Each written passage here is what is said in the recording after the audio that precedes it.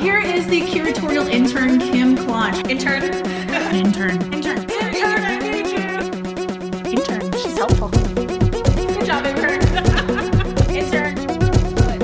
Intern for the win. Treasure hunt, Indiana Jones-ish. Let's do I want to this. talk about this week on Collection Spotlight.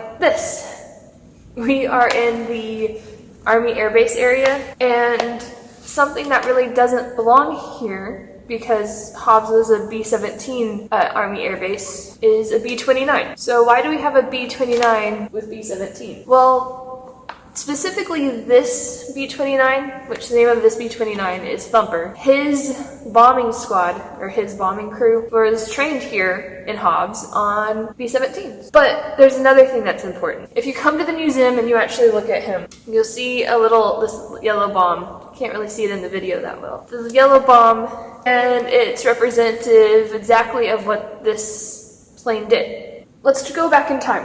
It's World War II, and we're needing planes for bombing runs and things like that. You have the B-17 and a couple of other bombers, but you need a bigger bomb to hold the atom bomb, which the Manhattan Project was working on, which resulted in Little Man and Fat Boy and Little Man, Little Boy, Fat Man and Little Boy. So we're going to talk about the B-29. It's a 4-prop plane, and back when it was built by Boeing. Boeing actually submitted plans for the B-29 back in 1940, before World War II. America actually got into war, because this is the beginning of the war. So 1940-ish. At its time, it was the most advanced plane. It had guns that could be used by remote control.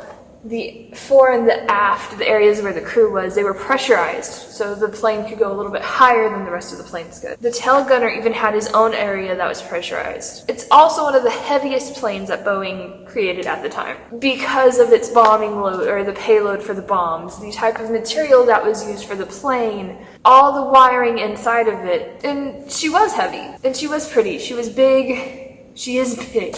What's the importance of her? Like I said, she was built for World War II to drop bombs. There's two B-29s that are famous today. The Enola Gay dropped the bomb on Hiroshima, and then 3 days later, Boxcar dropped the bomb on Nagasaki in Japan, and then Japan surrendered shortly after the bombing of Hiroshima and Nagasaki. At one point in time, the Smithsonian had the fuselage of the Enola Gay inside the museum, and it caused controversy because of the writing that was there and the fact that it was the Enola Gay who dropped the bomb on Hiroshima. The Smithsonian took it out and rebuilt the Enola Gay. So the other thing about the B-29, these planes were mostly used for the Pacific theater, and that was because of how they were built and what they were used for, and the type of, again, the bomb payload that was on them. There are 2 right now in existence that are flying.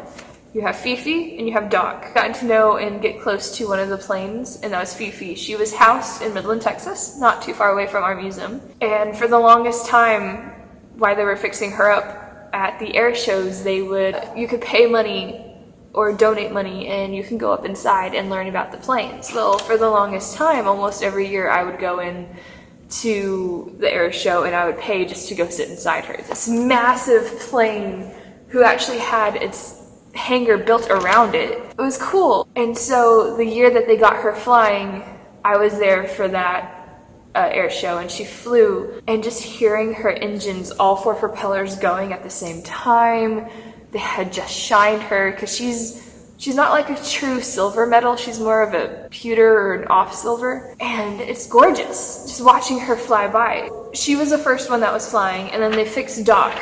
Doc is out of Wichita, Kansas, and he got fixed up recently, and he's flying now too.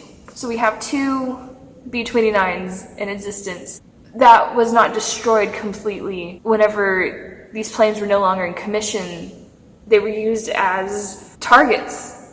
They would just put the empty plane out in the middle of the field and use it as a target for a bombing practice, or to get accuracy for guns for other planes. So these 2 are one of the 2, other than the Enola Gay and Boxcar, who have survived. I mean, there's others out there, but you're probably only going to see bits and pieces of them, like maybe the nose art or things like that. But they're really neat. The top speed for these things are 365 miles an hour. Their cruising speed is 220. From nose to tail, you're looking at 99 feet, almost 100 feet, 1 foot off from being 100 foot long. Its wingspan is 141 feet, 3 inches, from tip to tip. I say if you actually ever happen to go to an air show, your local air show or something, look and see if they have Fifi or Doc. And go spend time looking at how amazing these planes are. Without them, history would probably be different. If we hadn't dropped the bombs using these planes, we probably would have, the war would have gone on a little bit longer between us and Japan. Just a thought. Come out to the museum and look in the Army Airbase for Thumper. If we had the real plane, I'd make that my office. Yeah, I would. But while you're here in the Army Airbase area, take a look at the practice bomb, which is underneath. And above us, you see other things from the area. The newspapers and the images from here at the Hobbs Army Airbase. Again, leave a comment below if you have any other information that I haven't talked about the Boeing B29, the Super Fortress, or the B17, or if you have any other questions, we'd like to hear it. Bye, guys.